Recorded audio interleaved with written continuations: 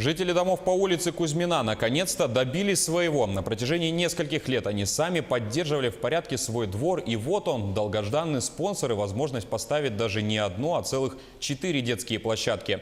Через что пришлось пройти жильцам за это время и как теперь изменится их жизнь, в сюжете Кристины Якуповой.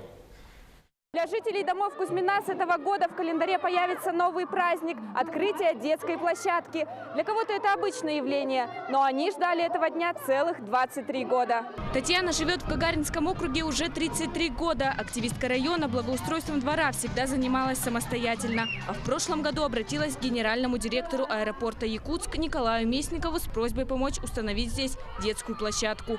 Получила больше, чем ожидала. Было решено установить сразу 4. Ранее здесь было все очень печально. У нас все тонуло в воде. Так основательно, как господин Местников сделал, никто не занимался. Все рады очень, потому что теперь, по крайней мере, каждый день выходишь и видишь. Специально считала, вчера было 40 детей. Брат очень хочет, постоянно рвется на улицу.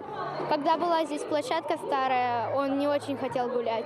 А когда появилась новая площадка, ему очень нравится здесь играть. После встречи Николая Местникова с активистами строительного и Гагаринского округов площадки решили установить там, где живет больше семей с детьми. Эта площадка наша не первая. Сегодня вот именно в наших дворах мы сделали нашим детям и с началом летних каникул и накануне Дня защиты детей сделали нашим детям подарок такой. Отрадно, что жители нашего округа сами вышли, помогли, покрасили, занимались уборкой территории. Не помочь благому делу жители района не могли, ведь именно их детям предстоит проводить на новой площадке все свободное время. Руководство аэропорта планирует и дальше поддерживать жителей и заниматься благоустройством округа. Кристина Якупова, Павел Пахомов, Якутск.